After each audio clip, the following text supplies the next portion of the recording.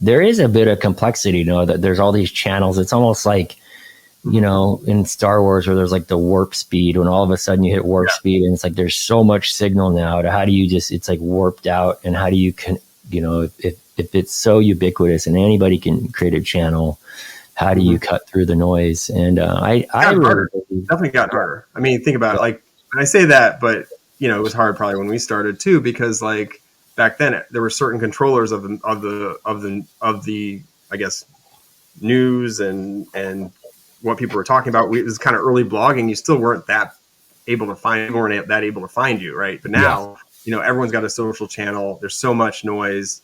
It's how do you get ahead of that, and without like, some of the folks, being a TikTok influencer or whatever, like that's really, where it's kind of gone, right? And so it's crazy now to see all the different places you'd have to like try to produce content. So a lot of times what I tell founders is just, pick one that you're best at, rather than try to do everything, because there's no way. It's just exhausting. Yeah. You could exhaust yourself trying to do all the different things.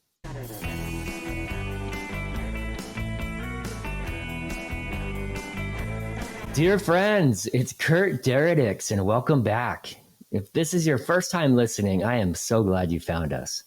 This week, I'm super excited to share my conversation with my friend Frank Gruber, the trailblazing new media journalist, community builder, entrepreneur, and early stage tech investor.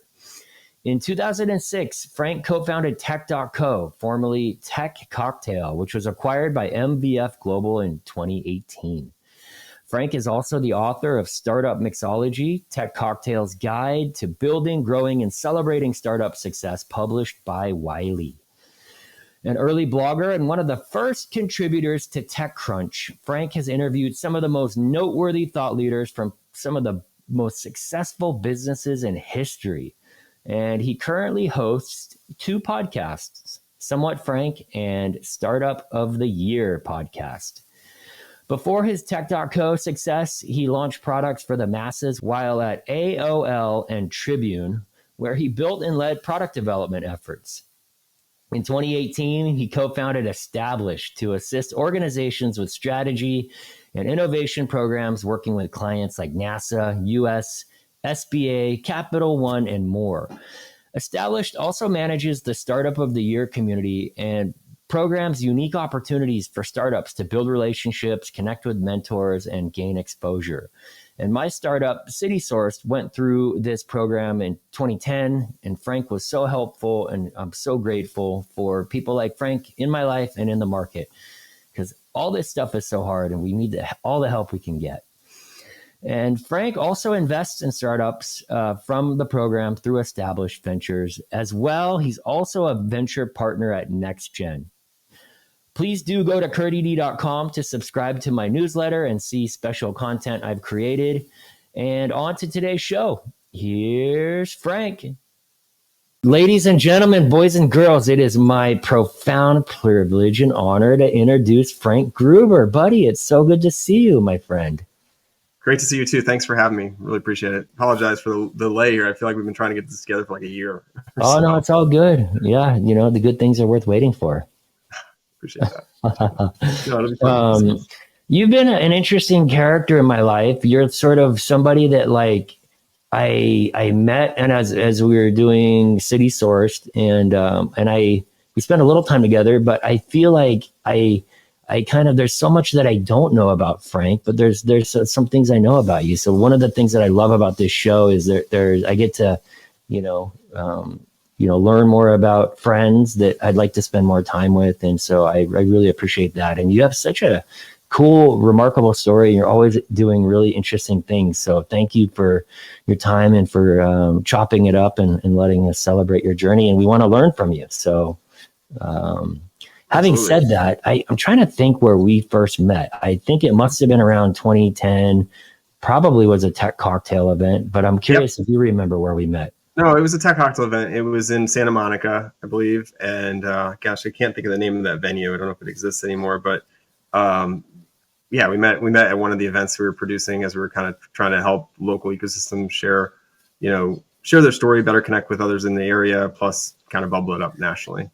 Yeah, no, I love that. And you and I are cut from the same cloth. We're both community guys. We love to bring people together. And been doing it at such a high level with kind of broad reach for a long time. And I think the tech cocktail is sort of the red thread that runs through your narrative, right? Fair to say? Yeah, it is. Yeah, it's really started very much with that, and it led to kind of where I'm at today. But it's all kind of similar work, just different brands and different people, but it's similar kind of. I guess you can tell where my heart is at because it keep doing the same things for years. So, Yeah. yeah. Yep. And you're in the East Coast. You're in Maine right now. Yeah, I'm up in Maine now, just south of Portland, Maine, small town, but like being by the water and obviously family around and whatnot. So it's been really refreshing. I spent a lot of time. I'm from Illinois originally, so Chicago is where I grew up, outside the suburbs. So if you've ever seen the movie Groundhog Day, does that ring a bell? Yeah, That Ferris Bueller's Day Off. Yeah, well, yeah. So kind of similar there. So but Groundhog Day actually was filmed in my hometown. So if you ever want to see like what my hometown was like when I was growing up there, I can just watch Groundhog Day, which I appreciate, and it's now turned into like a kind of somewhat of a cult classic. They show it a lot on like AMC and some of these other places, but on repeat. But yeah, so from there, but I lived in Chicago for a while. Went to school in the Midwest, spent a lot of time in the Midwest, and then finally kind of started venturing east for work. I worked at AOL for a while, and back when people were using AOL products and try to create some of those. Basically, at the time, we were trying to basically take the things that were kind of in a community that was very sheltered, or not sheltered, but portaled off, and bring it out to the world as part of the web. So interesting timing to be there because there was a lot of excitement about doing that. And we grew products to millions of people, and then ultimately started doing my own thing with simultaneously started doing Tech Cocktail, and blogging was really the first inlet to kind of doing all this work. Was actually in Chicago at the time when I first started blogging, and I created a blog called Somewhat Frank after attending a conference where I learned about blogging and thought it was super geeky and never would do it because, like, why would you do that? Spend time writing about things, and then tried it out because I was a tech background kind of guy. And next thing you know, I'm like writing a blog post a day, and maybe sometimes now 2 or 3 a day about like startups and things that I thought was interesting. And through it, meeting people, right? That's really what it was about at the end of the day. It was like the early social network was literally on these blogging platforms, outside of like the AIMS and whatnot. But yeah, started writing about technology, and through that met some interesting people, built some products to help solve some problems, and through that met more interesting people, and ultimately kind of started working with TechCrunch and actually Mike Arrington really early. I was actually one of the first contributors to TechCrunch other than Mike, and so try to help him with some of the longer articles, and that led to more exposure and more built network development and of my own, and that kind of led me to spark the idea of like, you know what, there's a lot going on in Silicon Valley, but there's a lot going on everywhere else too. And so why don't we start bringing that kind of to those places? And after experiencing it in Silicon Valley, I thought, well, why don't we do it in Chicago, where I'm from? And that led to Tech Cocktail, which then led to others pulling me into other directions. So we ended up in Boston. I worked on it with a guy named Eric Olson, who had just moved to Chicago from Boston. And so started doing it in Boston. And then we got pulled into DC, where I just started working out there. Eventually I started working at AOL, and they were based out there. And then we got pulled into Boulder, where they had just launched something called TechStars. And so we literally launched alongside their first class of TechStars companies, and showcased those companies and brought that community together. So very early, we were kind of doing this ecosystem development all around the country, not on purpose, just kind of ad hoc, letting the river flow us to wherever it needed us. And very organically did that. And simultaneously working full time, building product and leading product teams at AOL at the time, first Tribune and then AOL. And through that, met a lot of people, but they started to support it. We started doing more of it. And ultimately, at a point when AOL finally decided we're not doing product anymore, it gave me a kind of diving board, or whatever, cliff, if you want to call it, to jump off of and build this full time. And so in 2010, about the time I met you, was the first year, I believe, I was taking it on full time. And we started building up the event, basically strategy, and then ultimately the online content. Yeah, it's amazing. And then you did a undergrad at Purdue, comp sci, and then a master's in. Yeah, I'm a geek. I mean, at the end of the day, I was a computer geek, right? Yeah. Like I was doing programming, and got was building products for myself, and then ultimately for Tribune, and then got into the product side. So I think that was really interesting. So I got into the product side, but partly because I saw myself more as a communications person than a computer person. I learned how to program force myself. And back when I did it at Purdue, there was no internet the way it is today. So you literally had to go to the labs on those, football Saturdays and sometimes, Sundays to get all your work done because everything was in the lab. And man, I struggled with that because I really wanted to be hanging out, doing other things. But, that was, some of the stuff that we had to do was kind of, make those sacrifices so I could get done with school. I got done, right on time and everything, and then ultimately jumped into consulting, and then eventually Tribune, which at the time owned the LA Times, owned the Chicago Tribune, owned the largest set of media companies around, including the WGN, which is an online, it was basically a radio station and TV station, and then also ultimately the Cubs. They owned the Cubs. They owned everything at the time, and so we worked to help build products that would actually power those sites, power sites that were like more or less, millions of people, but at the time being built off of a very proprietary system that we had built with a Java kind of backend and all that, and ultimately turned that into realizing, wow, blogging could actually save this company because you've got these like platforms that are like nearly free that you could put content out on quickly and like more, just spin out something around baby boomers, spin out something about celebrities, spin out something, whatever. We were doing cycles that would take a year to 2 years to build those products, and we could spin them out within days. And so I realized that the big aha moment was like, guys, we should start doing a music site about this or whatever site, and start like looking at different channels where we could spin out more content and more or less create the long tail approach of content. And more or less, yeah, that's kind of what got me into what I ended up doing with tech. I was like, you know what, there's a niche for tech in everywhere else. Let's start writing about those places and covering it. And it kind of grew from there. Yeah.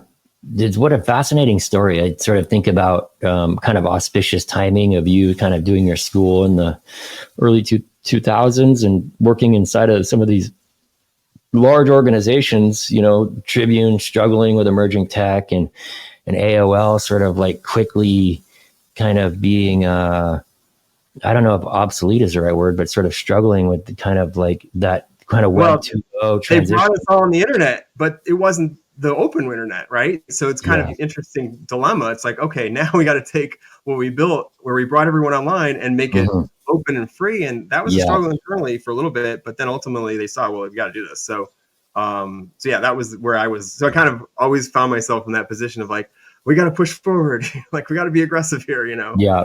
And we did launch a bunch of products, but ultimately, in 2010, they decided, let's just get rid of the products and build a media company, which is very ironic because that's where I came from before. Yeah. And they were very successful. Ultimately, it doesn't exist anymore, but they built some, they bought TechCrunch, Huffington Post.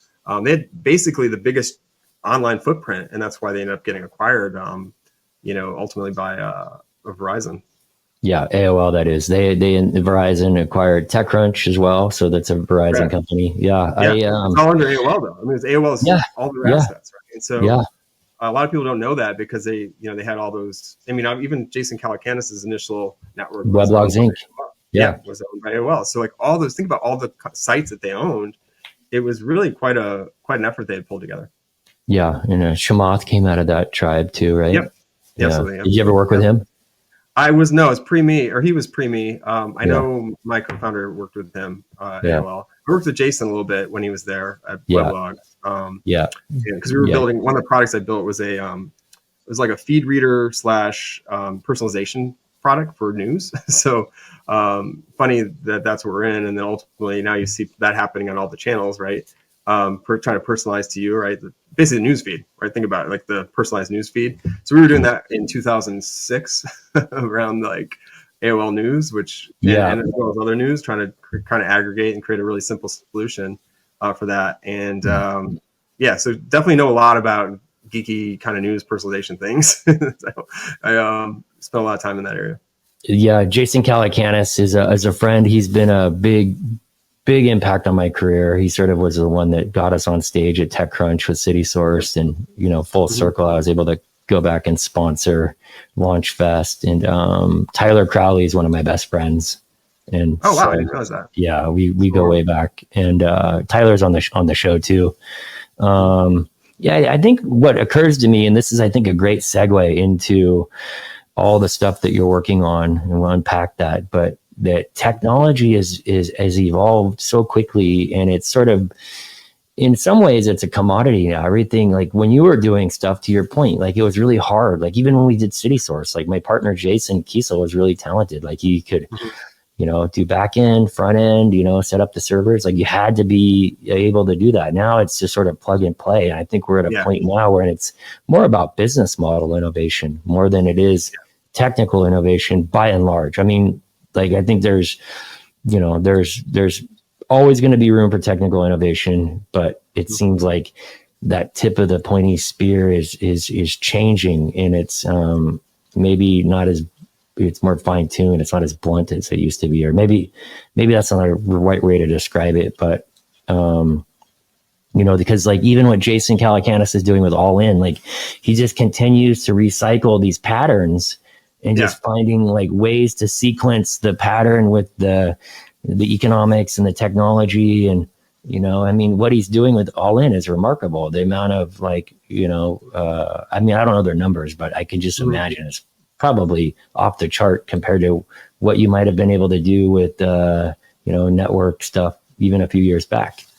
Yeah, no, it is interesting. You're right. Off the shelf has made it easier for people to create those products, and that and just the costs have gone down. Like think about like back in the day when you need to get a server and all that kind of stuff. I mean, the costs have gotten so low with like AWS and some of these other products that allow you to do this stuff at a relatively low rate. So there's nothing stopping you at this point, from doing what you need to do. You're right. It's the storytellers, and when I say storytellers, I mean in a good way, not like the tall tale kind of people, but the people that can tell their story the best and get to that market usually do the best, right? And I think that's how I've seen it now for a couple decades, right? You're seeing now these people that are out there that have that, whatever that is. It's that ability to be able to tell that story and convince people that this is the direction that we're going. Yeah. And there's probably also an element too of that there is a bit of complexity, that there's all these channels. It's almost like, in Star Wars where there's like the warp speed, when all of a sudden you hit warp speed, and it's like there's so much signal now to how do you it's like warped out, and how do you if it's so ubiquitous and anybody can create a channel, how do you cut through the noise? And I really definitely got harder. I mean, think about it. Like, and I say that, but it was hard probably when we started too, because like back then there were certain controllers of the I guess news and what people were talking about. It was kind of early blogging. You still weren't that able to find you, right? But now everyone's got a social channel. There's so much noise. It's how do you get ahead of that, and without like some of the folks being a TikTok influencer or whatever, like that's really where it's kind of gone, right? And so it's crazy now to see all the different places you'd have to like try to produce content. So a lot of times what I tell founders is just pick one that you're best at, rather than try to do everything, because there's no way. It's just exhausting. Yeah, exhaust yourself trying to do all the different things. Yeah. So I told you before we started press play that this is episode 51 for my show. 51, that's great. Yeah. And I've been doing it a little over 2 years. And the rule of thumb I heard is that to do a podcast, you got to be at it 5 years to kind of break through. And I like that number 5. I'm actually the 5th. Did you know that? Fun fact. You're the 5th? I'm the 5th. There you go. Well, that's a good number. Yeah, I love that number. 5 to the 5th power, or F to the 5th power. F to the 5th. Yep. Yeah. That's me. So, but I have so much respect for content creators because it's a lot of work. It is. And I've even seen myself slow. Like, I mean, I was going hard for 15 years, like creating tons of content on all the different places. Yeah. And I've seen myself slow down on Twitter, picking my spots on different places, because I just feel like, I'm just kind of like, okay, I'm going to do things that are impactful, and that's where I'm going. Still do have a couple podcasts, right? I have Startup of the Year podcast, which we're on episode 115, and I've got my own Somewhat Frank I brought back, which used to be a blog. Now it's a podcast, but that one I even see slow because, been focused a lot more on just like doing really good work and letting that kind of speak for itself. And then just, and spending more time with family, things like that, things that I, care about more.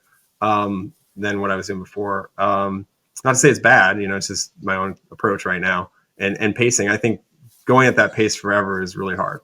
So yeah, I agree with that. I think it's about quality of emotions, quality of time, and the focus. And like, you know, I like make sure I get enough sleep. You know, Yep. I look at I surf a bunch. And I saw some of that videos I and have stuff.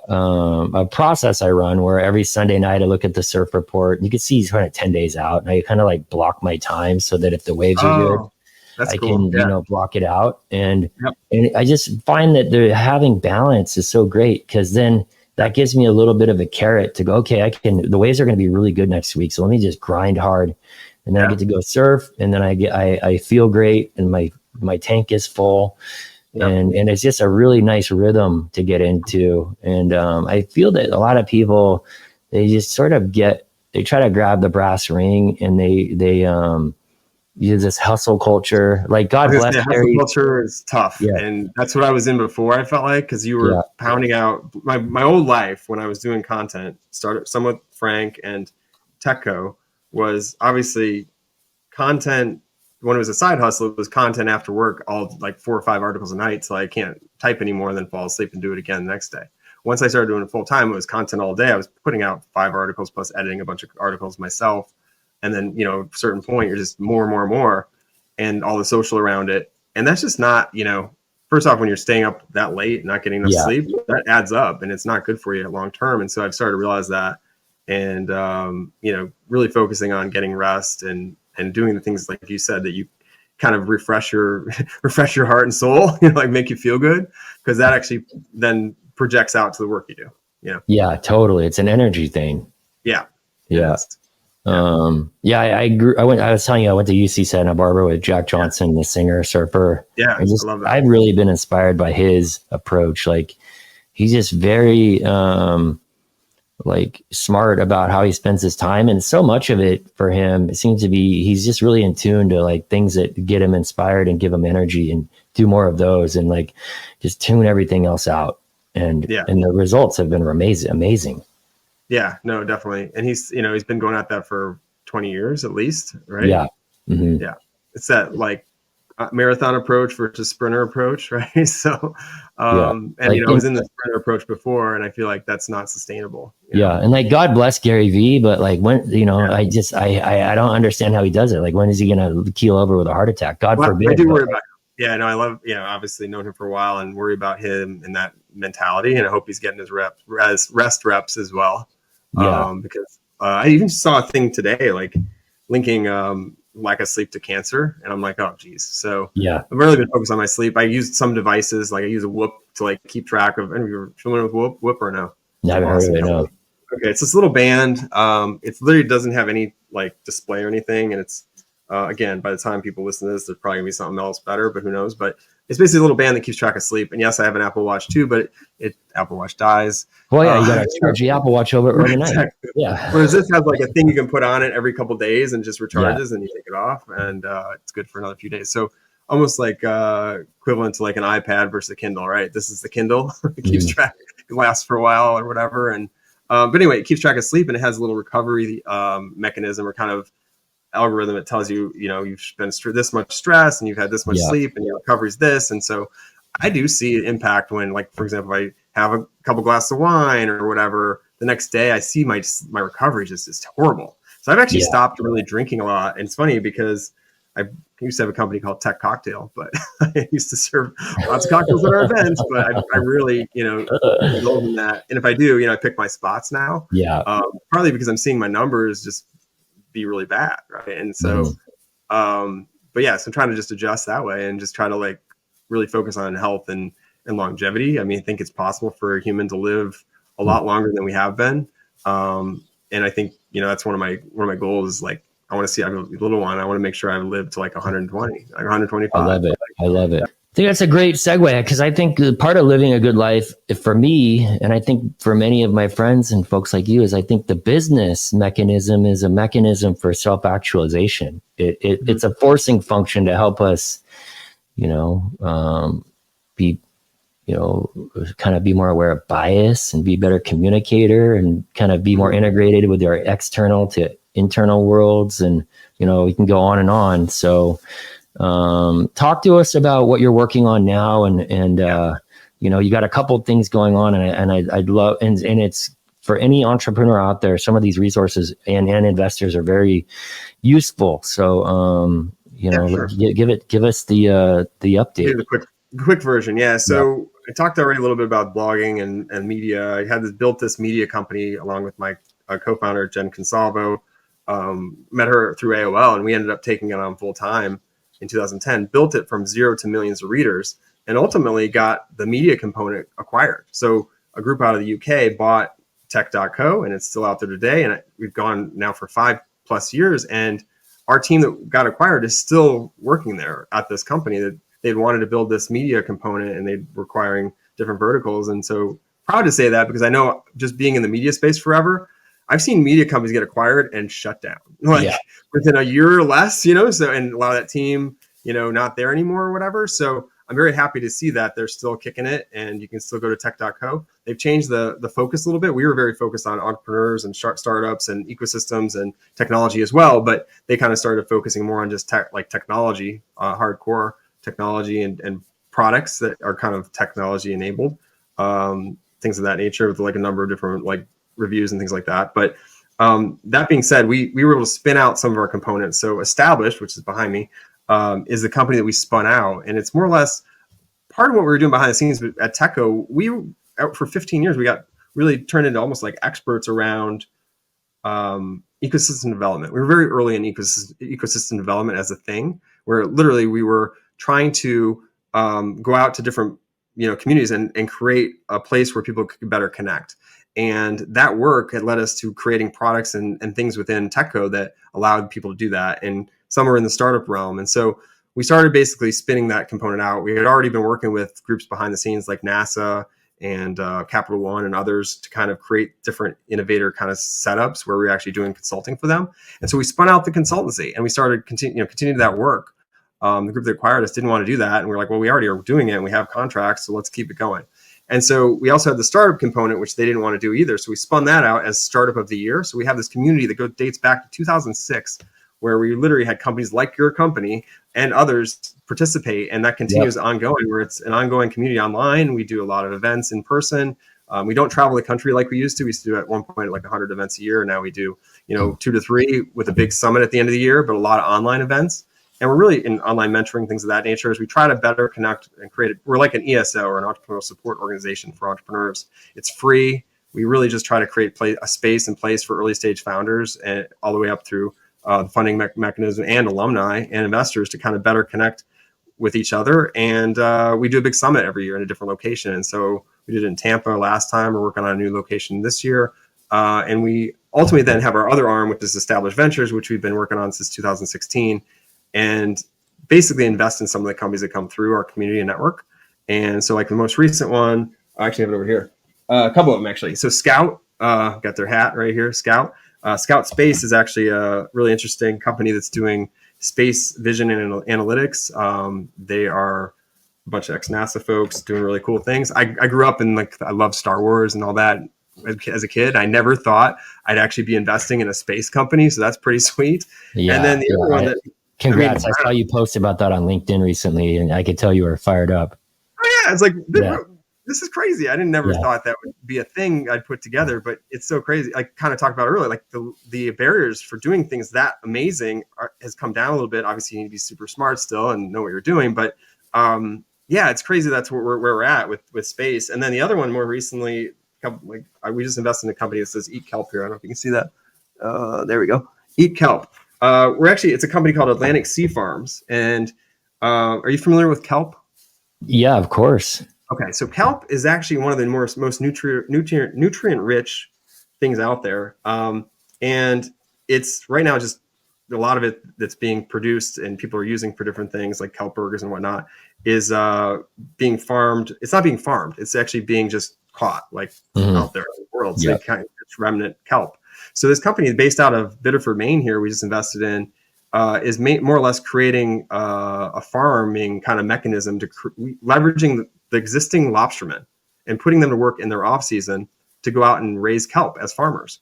Mainly because the kelp, well, first off, the lobsters are going up coast. There's not as many. They're getting, climate change is affecting water temperatures, not allowing them to catch as many. And then secondly, you know, we're also, you know, so it's kind of offsetting some of their losses, but also enabling them to be that force. And the goal would be to create more kelp farmers, because ultimately down the road, we may be in a situation where there aren't lobsters the way they are. Yeah. Like that's happened in locations, like there used to be shrimp in Maine. There's not really shrimp in Maine anymore, right? It happens. And so, so more or less they're enabling these lobstermen to be kelp farmers and then producing basic kelp burgers, things of that nature, kelp cubes that put in smoothies, but they really want to be the source for anything kelp. So if you ever want to make anything out of kelp, which you can make like kelp straws, or you can make other kinds of things using kelp, Atlantic Sea Farms is kind of the product. Isn't there like a really fancy women's face cream that's all based out of kelp? Really that's expensive. the kind of stuff that they're putting it in. Yeah, nootropics, as well as other things like dog food. Think of anything like you can make, like you want to make diapers, you could probably make it out of kelp, right? It's a strong, it can be a strong thing that you build. The thing with like straws, I know, like, you know, we've probably all had those plastic straws. I mean, they straws don't hold up, right? You're drinking, it disintegrates halfway through. Yeah. Right. Well, so with kelp, it can be a little longer, and then once it does disintegrate, it's natural. Right. Well, I know some people that are really into plastic reduction and ocean stuff. So send me, if they're raising, send me any information and I can try to. Yeah, they will be again soon. They just closed their A. They're going to be looking at B here soon, probably in the next 3 months. So I'm very excited. 3 to 4 months. Yep. So establish.us, that is the consulting business, and I'm looking at the client logo. I mean, it's incredible. NASA, Greater Colorado Venture Fund, Capital One, Chase, Kauffman Foundation. It goes on and on. So you guys are going. We need to update that. We need to update that. We've been working now with a group called it's the US SBA, so the Small Business Administration. Yeah. And something called the America Seed Fund. It's a big client of ours as far as the strategy and things that we work on. Great. Well, that's a great segue, because I wanted to get into that. So then you basically do these events, help build these communities, and then you have this venture arm that can use that as a sourcing mechanism to fund deals, to find source deals. That's great. Yes. Love that.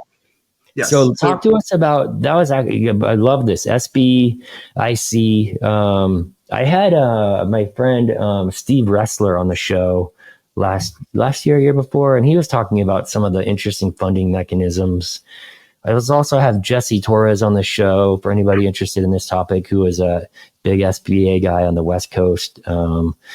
And he was digging into it as well. So, but the thing that's novel about what I saw briefly doing research is that there's even a mechanism to potentially use government funds to help source capital if you're starting a fund. Is that fair to say? Yes, so this is new, and this is very exciting. It's something we've been working on with the SBA. So we work in a number of different areas, mostly in the innovation startup space, right? So we work with kind of American Seed Fund, which is the SBI RSTTR, has gotten turned into this thing, rebranded as, you know, they still call it SBI RSTTR, but American Seed Fund is a lot more approachable. It sounds more like a fund, right? It's going to be a little bit more ear opening for startups and approachable, right? And so that's part of the reason for that. And more or less, there's 16 agencies that sit under that, all with different programs. You know, they're the NASA's, the NIH, National Institute of Health, NSF, which is National Science Foundation. They all have different flavors of what they're trying to find and fund.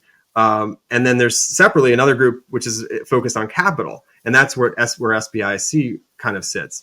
For the many years now, they've offered basically loans to banks to then, you know, basically use to loan money to small businesses. They've now just changed some of those regulations, and they're now going to start offering similar kind of setup towards people that have funds. So, like, for example, if you're a fund and you are going out to raise a $50 million fund, you could go out and get an SBIC. Basically, it's a loan, but more or less, it would allow you to basically take that $50 million fund and turn it into $150 million via their loan, and now you've got more powder to invest. And then eventually down the road, because they know that you're not going to be able to pay it back right away because you're doing a fund, not a bank, where it's paid back immediately, right? Ongoing. They kind of set it off so it's a little bit offset, so you can start paying it back later once you start getting returns.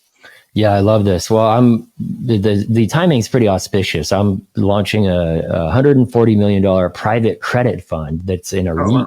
and it's called Real World Asset Group is the business, and the Fund One is the RWA Credit Fund One and RWA REIT One. Oh, wow. And I could teach a class on fund formation now. We just got our offering docs, and we're ready to start accepting capital. Wow. I think our first capital call is going to be October 2nd. Wow, that's And exciting. it's so exciting. And, we have a bit of wood to chop to get to 140 M. So I'm definitely curious to see if this could be a mechanism for us. For the audience, I just did some research here online. The SBIC, since 1958, the mission of the Small Business Investment Company program has been to stimulate and supplement the flow of private equity capital and long-term debt financing that American and small businesses need to operate, expand, and modernize their business. And then people also ask, what's the difference between the SBA and the SBIC? And it says SBIC is a privately owned company that's licensed and regulated by the SBA. SBIC invests in small business in the form of debt and equity, and the SBA does not invest directly into small businesses, but does provide funding to qualified SBICs with expertise in certain sectors or industries. There you go. And I'm glad that you brought that up, because it is good. It is good to have that clarity around where they kind of sit, because they are tied together, but not the same. Yeah. Yeah. So because the government can't make that decision. SBA can't make that decision, right? Like they don't technically do that kind of work. And I should also mention SBA, the group, the innovation arm that we're in, Investment Innovation Group. Basically, they, oversee America's Seed Fund, but they're not a funder. All the groups that work under them are funders, right? So they're the group that actually kind of rallies everyone together. So what's their buy box? What in their underwriting process? What are they looking for, and how do you qualify to get these kind of funds? That's a great question. And it's so new that it's still getting determined, but more or less, if you're interested, I would definitely reach out to, there's, I believe going to be like a contact link or something like that out there on their website, and basically get in on those calls and get connected with the folks at SBIC.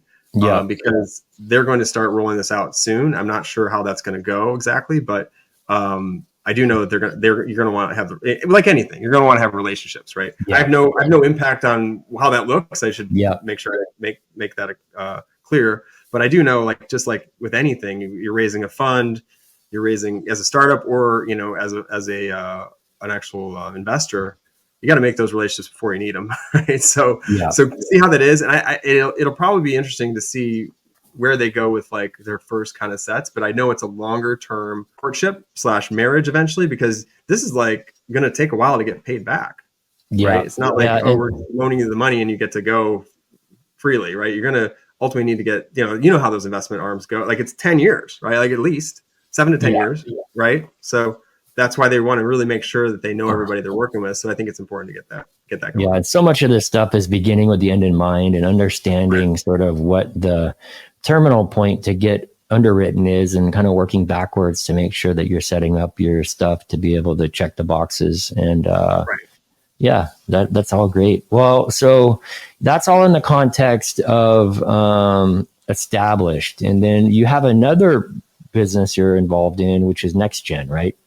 Oh, yeah. So I'm also an investor in NextGen. NextGen Venture Partners spun out of something called NextGen Angels. It started about 10 years ago now, where it was just 40 angels under 40 that lived in the DC area. It was started by Dan Mendez. Dan Mendez is still out there in DC, and he actually built it up to be a fund, and then ultimately got the fund acquired by Brown and Associates.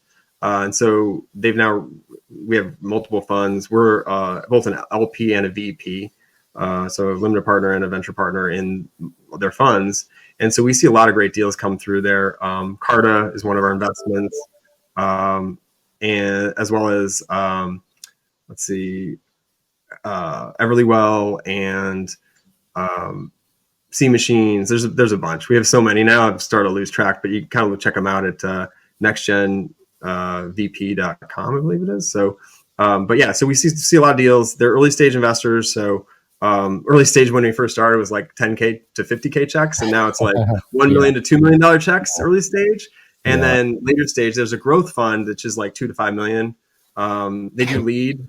So it allows me being involved in that. And then obviously doing my own stuff allows us to kind of have a couple different channels, like early stages, our own stuff. And then like as it gets a little bit later, we can kind of start point guarding them to next gen. Not that they're going to take every deal, but at least we can have that opportunity, get them in an opportunity to get them involved. And then also, just we're very friendly with other firms. Like our goal is to try to be a point guard for opportunities for startups. I mean, so Startup of the Year, if you had to, and just myself in general, I've always been kind of the same kind of approach. It's like, we really want to be a point guard for opportunities for startups and helping them get wherever it takes, whatever it takes to get them where they need to go. And so I know how hard it is. You know how hard it is to start companies and run them. And so we're definitely a fan / cheerleader of the entrepreneur, try to help them get to the right places and make the right connections, because we know it's hard. It can be really hard. And so it might just take like that one person, and we want to be that one person if it helps. Yeah. Well, in that breath, I thank you so much, Frank, because I know when we were going, it was people like you that helped kind of, augment the bit of signal we were getting, and it all helps. And so you were so helpful, and appreciate that. And that was great. It was a lot of fun, and it was a lot of fun, wasn't it? I mean, that part of our motto is like, let's do this and have fun doing it, kind of thing. Yeah. So, and I think that still maintains the day, even with established. We have our kind of core values, and one of them is have fun doing it, for sure. Because like, if you aren't, why are you doing it? Like, do something else. Just life's too short. The fun is sort of what part of it is. It fortifies. I think it's sort of the imagination and the creativity, and it's play. Right. This is all sort of in a weird way. It's all a game. It is, yeah. And I appreciate the fact that we kind of get to dabble in a number of different things, and I realize that that must be something that it's just wired into me, because I know a lot of people can't do multiple things at one time. And I always have like a few things, and they kind of help each other, work together. I don't know. It's just definitely allows me to keep things fresh and fun. Yeah. That's like the podcast. Like I'm learning about maybe a new funding source for our fund and getting to know a friend that I'd like to know better. So it's, absolutely. It's awesome. Turning the page, Frank, one of the core themes of the show is humanizing success. And I've shared some of the challenges I've overcome. And, is there a challenge that you face personally or professionally that you've overcome that you're comfortable sharing? And how did you get over the hurdle, and what gift did that pain give you? I mean, there's been so many. So it's like, where do we start? I think what's kind of in the context of kind of wrapping up. What's something that comes to mind first thing? Yeah, I mean, we all have challenges, right? We all go through shit, right? They think that's the bottom line, right? And so I think just being able to be resilient and overcome that is critical, and obviously becomes a part of your character. So I'll kind of give a couple kind of along the way. So going back, even to when I was a baby, I was born with like feet that were not straight. I was literally Forrest Gump. I had to wear those like feet things to like get my feet to be straight and like be able to walk. Like that was not something that they were like thought I'd be able to do. I ended up walking. I ended up becoming a college athlete, like huge, like fast runner. Like it's like those crazy like Olympic stories, right? They used to be in whatever. That was me for a while, and then I became athletic and ultimately put that up on the side eventually. But those are the types of things you just never give up, and you learn and get stronger from along the way. But fast forwarding, like you start looking at your startup journey, and like, it was really scary to leave like a really comfortable job / environment where I was getting paid a lot, very comfortable along this trajectory of like the trajectory that's always wired in your brain, which is like, or was it wired in a lot of our brains growing up, which was like, go out, get an education, get a good job, work like 25, 30 years, and then retire, right? That's kind of what it was. I said, I'm going to go do my own thing, right? And that's really where and that was scary, because you're going against everything you were kind of inherently taught to do. And so I did that for a while. I had to jump off the diving board from AOL to actually do TechCo full time. And that was hard. It was really at first very hard, but outside of our comfort zone, but luckily I had a good co-founder in Jen Consalvo, and we struggled, but we made it, and we tried to make it fun along the way.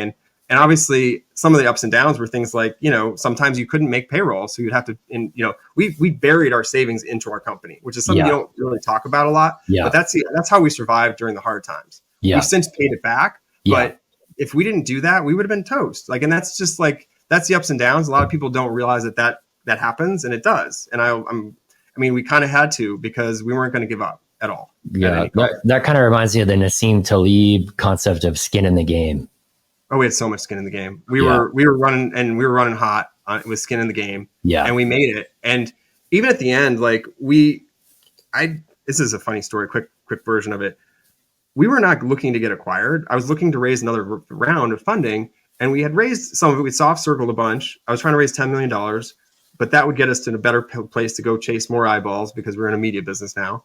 And out of nowhere, we got these emails from this group out of UK, and I missed them at first because I thought it was like, some Nigerian kind of situation where they're trying to like steal our company. But it was because this guy was, not to sound bad about Nigeria, just they have it's kind of out of the blue and it's out of context. Right. And out of context, I want to buy TechCo, like your company, I want to talk to you about it. And we're like, what is this? This is not real. And I should also put a little context. As an editorial person, I get so much email.